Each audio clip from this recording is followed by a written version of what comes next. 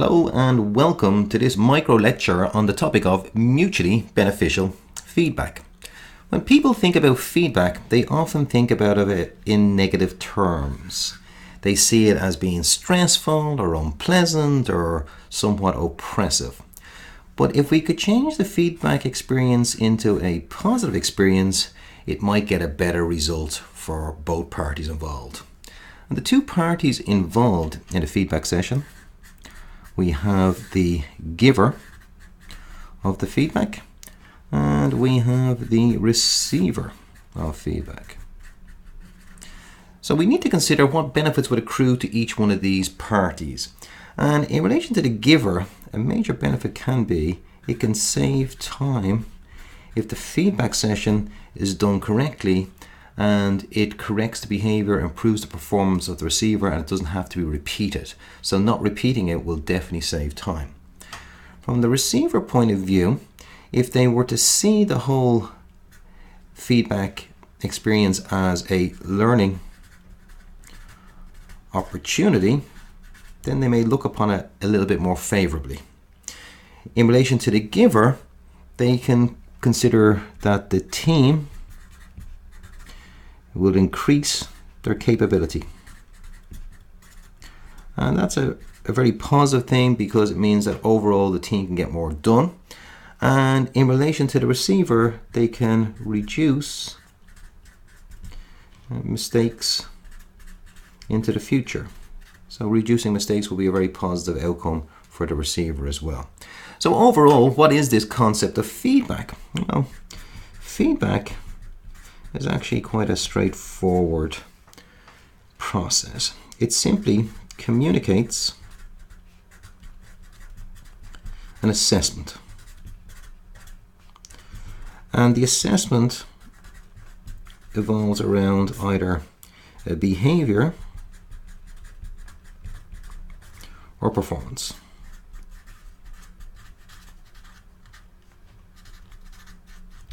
So feedback simply communicates an assessment of either behavior or performance. Now, how does mutually beneficial feedback differ? Well, mutually beneficial feedback is concerned with delivering feedback in a specific manner. And I'm just going to run through what that is. This is just a brief overview, so we're only going to focus on 4 aspects here, but we'll get the essence of mutually beneficial feedback. And the 4 areas we need to look at is, in particular at the beginning, is how you commence the session. And starting the session in this particular manner will definitely reduce barriers that the receiver might put up if the session isn't started appropriately. And that'd be really important to make sure that that is done correctly. And then throughout the actual feedback session, you need to communicate in a manner that is appropriate and acceptable to the receiver. And again, it's about reducing barriers or resistance from the receiver as well.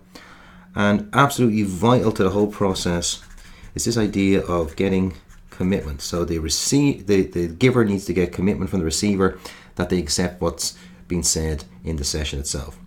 And then finally, it's how you close down the session in a manner that consolidates the whole process. So all we're going to do now is have a look at these 4 areas and see what we need to do. In relation to commence, it's pretty straightforward because the number one thing you need to do is put the receiver of the feedback at ease. So you, as the giver of feedback, need to put the receiver at ease. And how could you do that? Well, you need to explain a few things. You need to explain that this is a normal, everyday process in the workplace environment, that things affecting behavior and performance need to be dealt with. So it's pretty straightforward. It's not unusual, and that should put them at ease by being aware of that as well.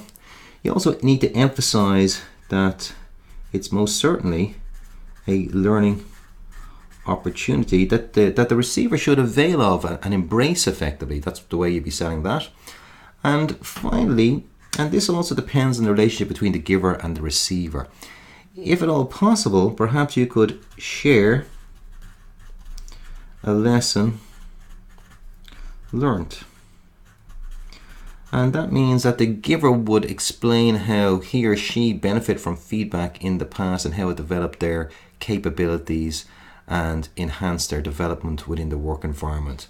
So again, that depends on the relationship between the pair of these individuals here.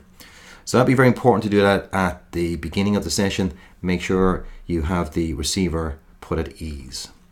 Then in relation to how you communicate throughout the session, there are a number of things that you can do that will lower resistance, and you can develop your own phrases that you'd like to use, but I'm going to just share a few with you that are proved to be very beneficial.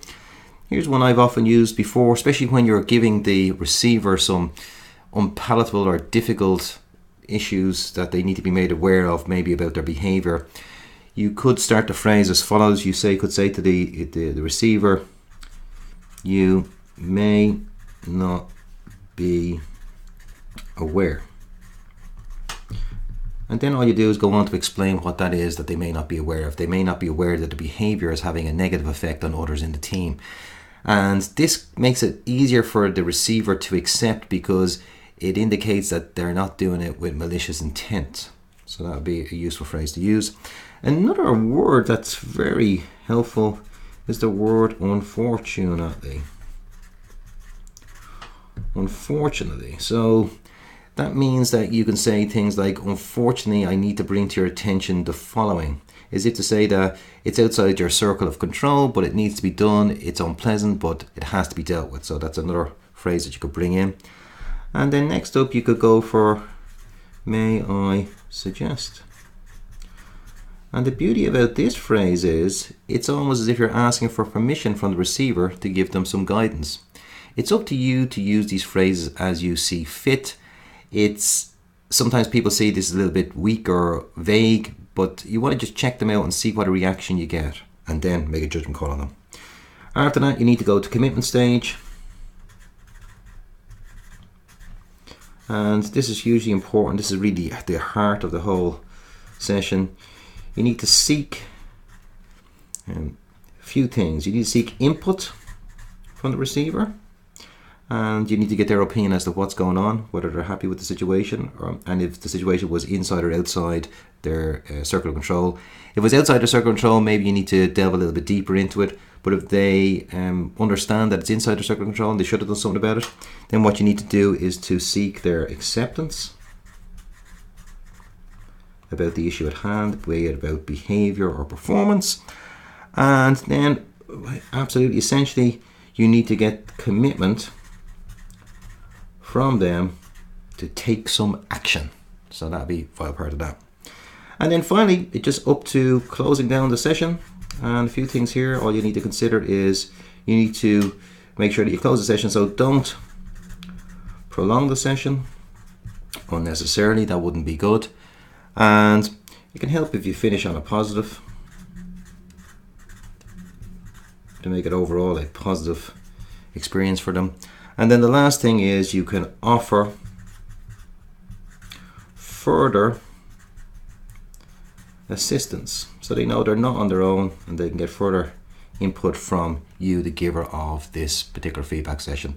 So essentially that is the idea of mutually beneficial feedback. There's a process involved. You need to commence it in a particular way, essentially putting the receiver at ease, communicate in a way that's going to reduce resistance. You're going to make sure that you get commitment from them to alter either the behavior or do something about their performance, and then you're going to close it down in a positive manner. That concludes the session. If you would like any more information concerning this or any other areas in relation to training materials, you can look at my website, michaellukecollins.com. Thank you for listening.